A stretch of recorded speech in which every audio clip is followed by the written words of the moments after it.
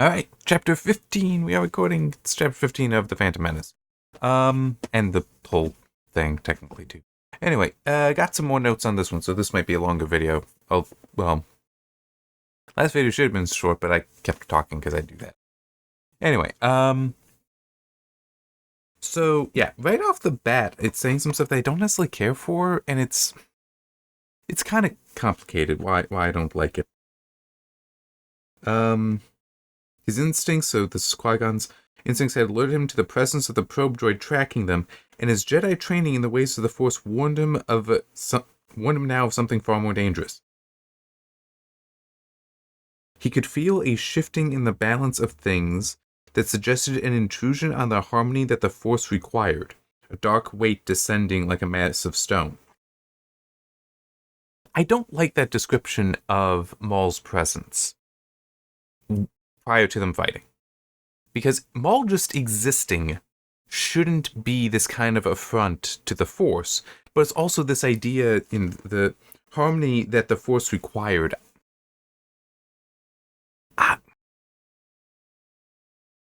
It just feels too significant to me.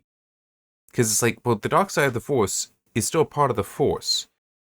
It should have an innate harmony to it because it is itself. And there's also the whole, yes, the Sith do compel the Force, while the Jedi more so work with it. So it's like, a Jedi, if the Force is a river and the Jedi stands in the middle of it, they just try to redirect it slightly like that.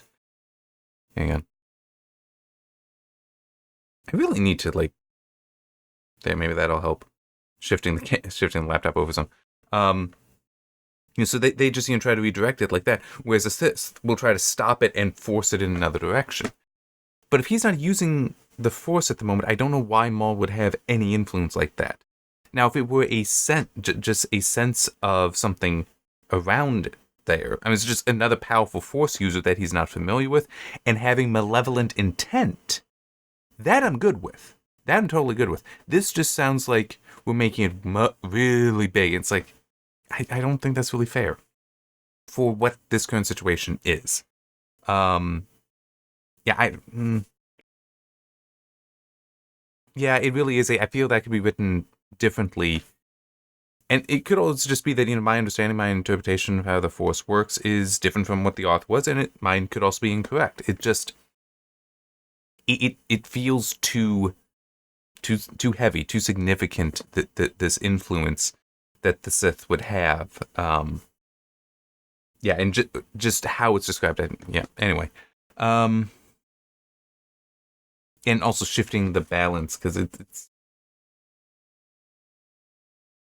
I also have an issue with the idea of the balance stuff, which may make more sense later on when we get into the prophecy stuff, that it doesn't make sense to me that the idea that the only way the Force can be balanced is if the Sith don't exist.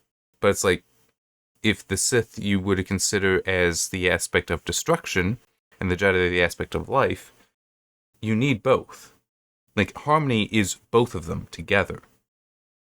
And indeed, I do feel, and this gets more so into with prophecy stuff, that Luke exemplifies that balance in Return of the Jedi, certainly, because he has both in there, but he doesn't deny that he has the temptation to use the Force badly. He doesn't deny that he is tempted to attack and kill, to be aggressive.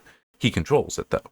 It's like, that's the balance there, is he has both, and he chooses there, as opposed to just always giving in or being without choice. I guess another way to put it is, it's the fact that it becomes a moral choice makes it balanced, versus just trying to go by an instinct, in which case then that's not necessarily balanced, because where's it at? You are unbalanced because you're not making the choice there. So yeah, it's I don't know. We'll see, because it could also just be it gets described differently later. Certainly with how some of this goes. All right, I just realized a small typo in here. Okay, and this is like on the same thing. So Qui-Gon turns around to tell Anakin to keep running, encourage him, and this is when he first sees Maul coming. The speeder came at him, a saddle-shaped vehicle with no weapons in evidence, made to rely on quickness and maneuverability rather than firepower. It was like nothing the Jedi had ever seen. Okay, I mean, he hasn't seen every speeder. That's fine. But vaguely reminiscent of something dead and gone. What the hell are you talking about now? No, seriously. There's two problems here. One is a speeder designed only for quickness and maneuverability. Isn't that the whole idea of them? To be quick and maneuverable? And the whole not having weapons can just be, well, it's a civilian model. Or you know, like, this is what you would be going around in Naboo. Because, like, in the capital city of Thieves, you probably don't need weapons. Same thing with on Coruscant. You probably don't need them. If you're out in the middle of nowhere, if you're on Tatooine, it makes sense you would want to have the weapons.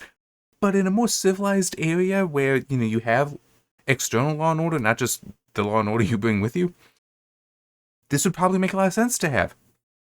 But vaguely reminiscent of something dead and gone. What the hell are you talking about? Are you trying to suggest that, oh, this is a Sith speeder because Palpatine has these things manufactured to his specification? The hell is wrong? That is the dumbest thing. That is so stupid. Because it's like, how do you know he's a Sith? Well, he was using a Sith speeder. Why would he do that? I think you tell me that, Qui-Gon, I think you're lying.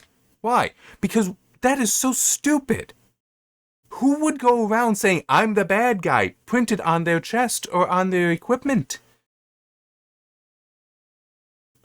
They'd get the most normal stuff they can, because it blends in. No one will find them, and we won't find them, and we're the Jedi. Now, we could have badges, because we're the frickin' Jedi. We do go around in our robes that everyone will recognize. I mean, it's like we do that, but everybody knows us. They're trying to hide. It's the whole... It's kind of this whole thing with...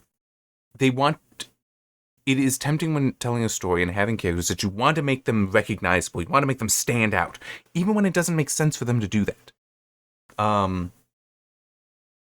it's also something that's very unnecessary, in my opinion, as well, based on some things I know with various movies. Like, I can't remember his name.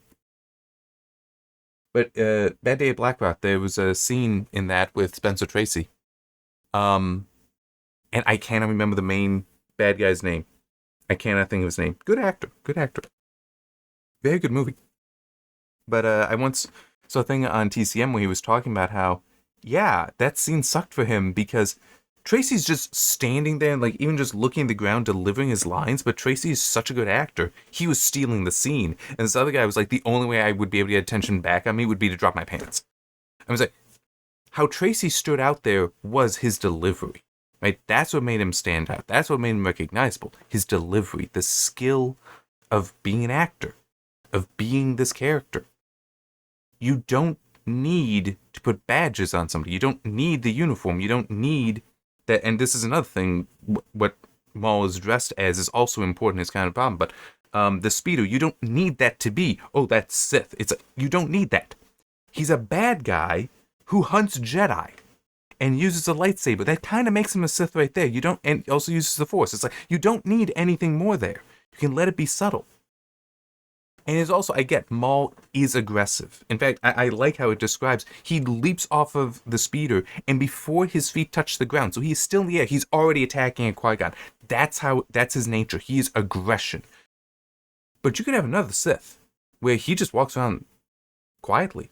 Just will come up next to a Jedi, have the lightsaber, and just go, tink, turn it on, turn it off, and cut the guy in half. And then keep walking.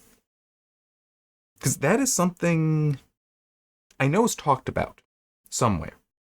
I don't know if it's in the books, but I do remember learning about this, that there's actually like an entire style of lightsaber use where it is because the lightsaber can turn on and off so rapidly that you would use that to your advantage. So you could use it, and also you can, in fact, control its length. So you could have it be just like the width of a man and just be able to come up to somebody, turn it on, and just turn it on, turn it off, and keep going. Person will drop dead, and if you're in a crowd, people will be confused what just happened, and you just keep going. No one will know you were there. That's entirely reasonable. It is not what Maul would do. He is aggression. He is power and force. That's what he is. So he would never do that. That's fine. But it still is this idea that he also shouldn't be broadcasting who he is.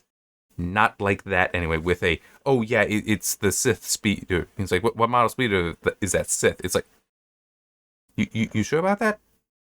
Why don't you take, the Nubian? I can't think of another brand name in Star Wars, but it's like, why don't you take the thing that doesn't stand out? That doesn't brand you. I mean, I know he's got the face tattoos, but come on. Is the next note? Nah, I'll skip to it anyway. So in one of the previous chapters, when he actually sends out the, and this is why I could find it, when he sent out the probe droids, and how it heavily implies that they are force-sensitive probe droids, and that's how it should find Qui-Gon, but then it goes face by face, so they got no idea what they're doing. It also mentions that he was actually in desert garb, that he had taken off his Sith robes, which makes sense, because he doesn't want to be spotted. He doesn't want to be recognized as a Sith yet. Except, he is standing on a cliff that is so high, so remote, that he can look out and see 3 cities, with one of them being Mos Espa. He is there alone with his ship. And he just sent out 3 probe droids. That's what he just did. And he's in disguise. But when it describes him on the Sith speeder, so everyone knows who he is, charging at Qui-Gon, he's described, and then in their battle, as in dark garb. It's like earlier it was desert garb that he was wearing. Here it's dark garb, which I'm pretty sure, in the movie, he is in the Sith robes, but to be fair, it's a movie. Everyone uses like one costume in movies. It's kind of weird when you think about it. I mean, it also does make some sense in certain circumstances where it's like, well, when do you have the time to change, or when would you bring it with you to change? But it's like, there's that. But in this, it's like he's back to dark garb. I would assume desert garb would be like what Anakin wears, which is a lighter clothing, because you don't want to overheat in the desert sun. So you wear lighter colors. But now he's in black again. So it's like, is he back in the Sith robes? So it's like the time that he actually is near a city, the time that he's actually near people that may recognize him and be like, what the hell is that? Now he's not in the disguise. But when he was in the middle of nowhere, oh, I'm disguised now.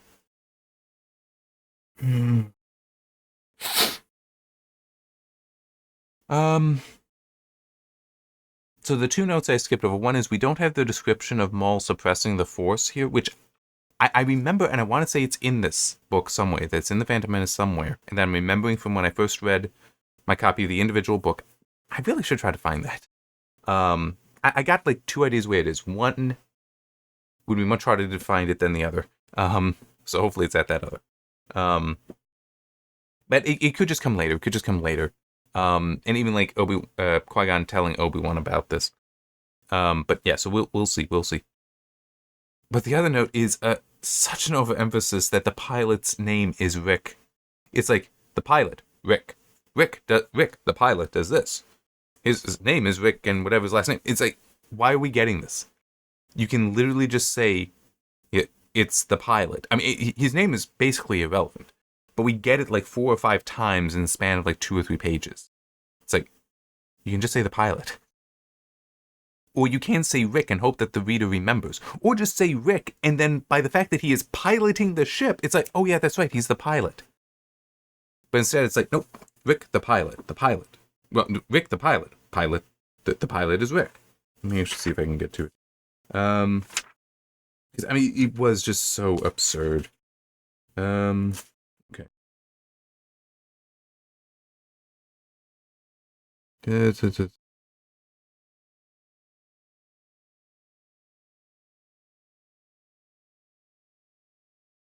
Is it earlier? Okay.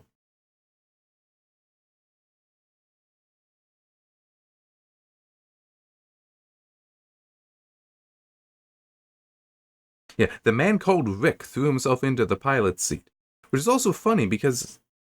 Did I even notice that before?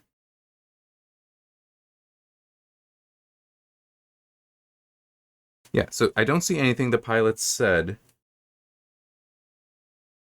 It's like, the man called Rick. It's like, Why are you even saying that? He's not referred to by his name at this point. So there's actually it doesn't even make sense. It's a non sequitur to describe him that way. But yeah, the man called Rick threw himself into the pilot's seat. So that's all you really need to know. He'd even just have it be Rick threw himself into the pilot's seat. And then it's like, oh, he's the pilot. If you don't remember that that's the pilot's name. But then you come down further. The pilot, Rick, took the spacecraft toward them quickly. And then Rick hissed in approval and fought to hold the spacecraft steady. It's like this pilot you could say the pilot there. I'm saying it's just so weird how and Rick's hand slid over well, that one actually makes sense because it's near where you're using his name already. But it's like, why are you just so emphasizing his name here? I mean, was it the author's father's name or something? I don't know. It is weird. And there is at one point when it's like, just how, it's not even like his introduction when they point out, oh yeah, here it is. From the entry, they made their way back down the hall to the cockpit where Rick Oli was at work preparing the ship for the jump time. Why are we getting his last name here? I think we did get the... No, this is... Yeah, Qui-Gon introduced Anakin to each of those present. This is where Rick Oli was at work preparing the ship for the jump to hyperspace. Qui-Gon introduced Anakin to each of those present, then moved to the console next to Rick. It's like, why are we getting his last name here? It's before the introduction even, and it's still unnecessary. Because it's just, this is our pilot, Rick. Ready the pilot, and see, now we're going to just the pilot. But then we get back to standing in group behind Rick. It seems weird how much we're getting Rick's name here when it's not necessary, and we're overemphasizing the fact that he's the pilot. It's like, he's not an important character. I'm sorry, but he's not.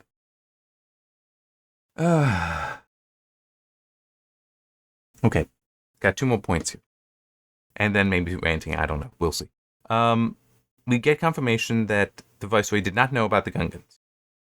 So then I have to repeat the whole stuff that I've been ranting about of why did they land any part of the invasion near a swamp then?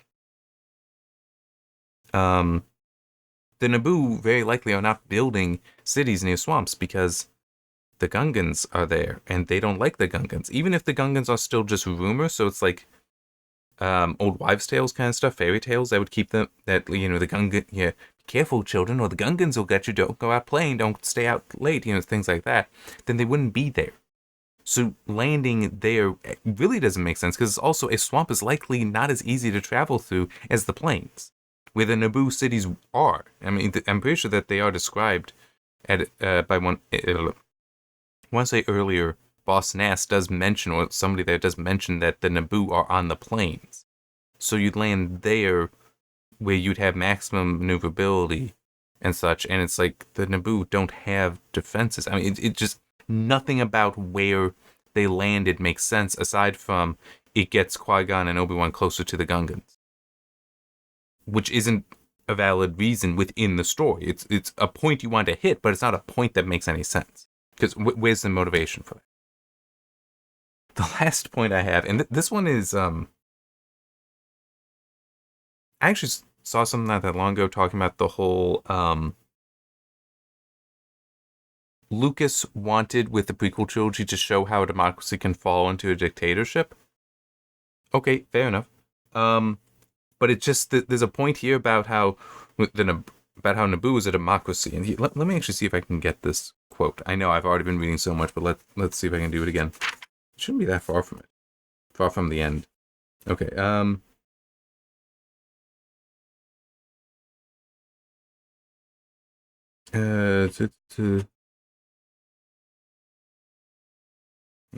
is it exactly? I see part of it, but I need to see the rest of it.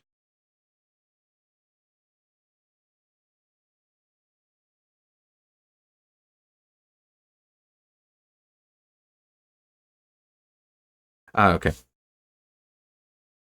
The Naboo will not be intimidated. This is Governor Bibble. The Naboo will not be intimidated, not even at the cost of innocent lives. So he's like the only one there who's actually like standing up. All the other Naboo officials around him are cowering, it describes. But then a little later, as he's being dragged off, this invasion will gain you nothing. We are a democracy. The people have decided, Viceroy. They will not live in tyranny. So I just want to point out what this is kind of implying here. That the people of Naboo voted that, yes, we would rather starve to death than give in. This is not what you would do in a democracy. This is so terrible when you actually stop and think about it. Because, like, okay, if it is a democracy, that means, 50 plus 1 was enough, right? Let's just say, though, that there was the one person who said, no, I'll give up. I want to eat. Or I want my family to eat. It's like, and they're the one person that now it's like, every single one of you decided that I need to starve to death. What the hell? We're neighbors. I grew up with you. My kid likes you. You're the one teaching my kid. Well, okay, I don't actually like you. I mean, it's like, you can't do that. That's not something you put to a vote. I mean, you would need unanimous consent there, and even then, you'd still have some people that would start regretting their decision. I mean, it's. I actually have it right here. The image I got in my mind is from The Dark Knight, with the whole, the two ships, the two boats that have the people on there, and both have a control to blow up the other one. Which, by the way, I would not be surprised if the Joker actually lied and they would blow up their own ships. But anyway, I wouldn't be surprised if that was actually the case. But you've got, on the side on the ship that doesn't have, it's like the normal people, they take a vote. And they do vote to blow it up. But the one guy, because he doesn't want to do it yet, he's like, we're still here. Let's give the other side more time, to figure this out, something like that. And it's like, you kind of just voted to kill a bunch of people. I mean, it's like, this is not a decision that you really should even do as the vote. The other guy, on the other ship, where one of the convicts gets up and, big guys there, and it's like intimidating the person and say, give it to me, I'll do what you should have done 5 minutes ago. He takes it and he throws it out. It's like, that actually is much more appropriate for this situation where it's like, no, there is no vote. Bibble tells you we're not giving in. We will starve to death before we give in.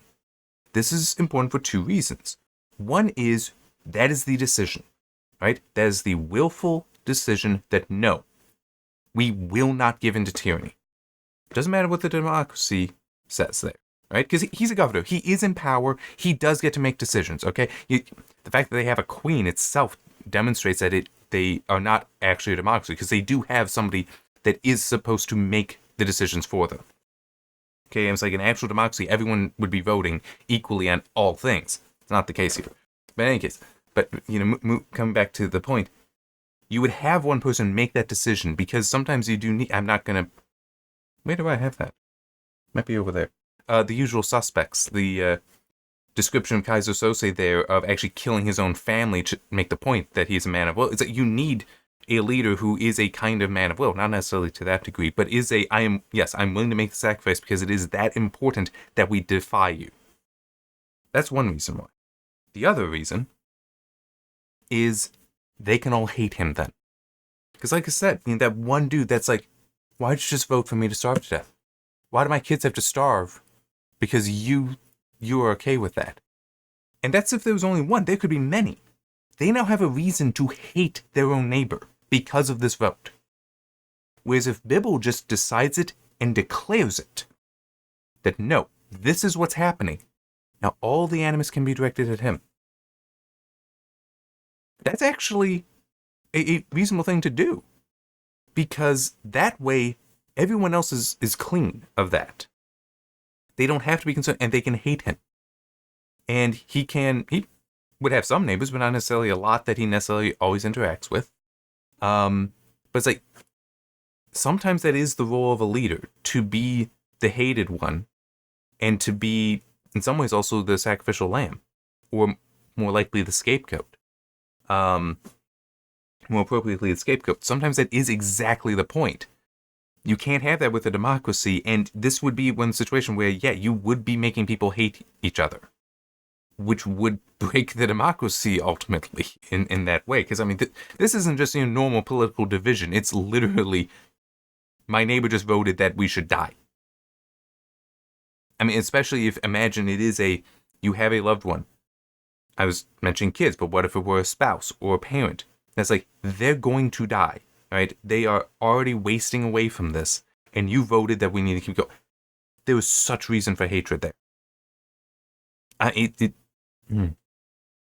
Whereas a strong figure making the decision means the population that would say, no, we need to eat, can hate him, and the population that understand it can be like, I understand, and just keep their mouth, and well, also everyone could just keep their mouths shut. The decision has been made. I mean, yeah, it's just, it is stupid. It is stupid. I mean, if it were written a little differently, though, that might be better. Just want to come back to it.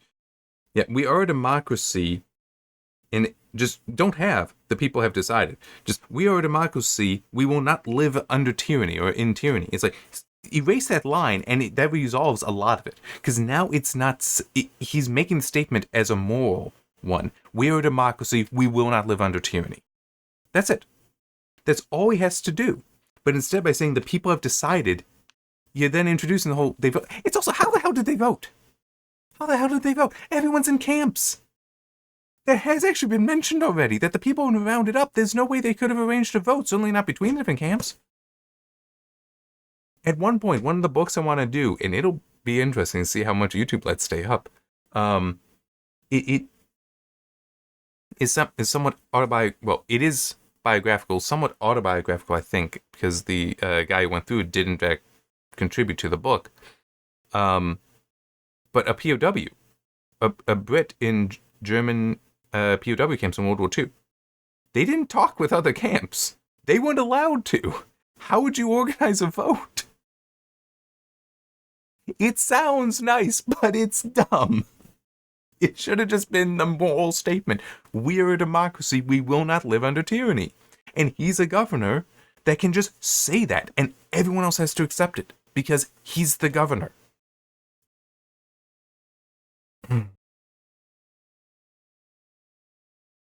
Yep. Yep. Sorry, I am just a little curious where... okay. It looks like...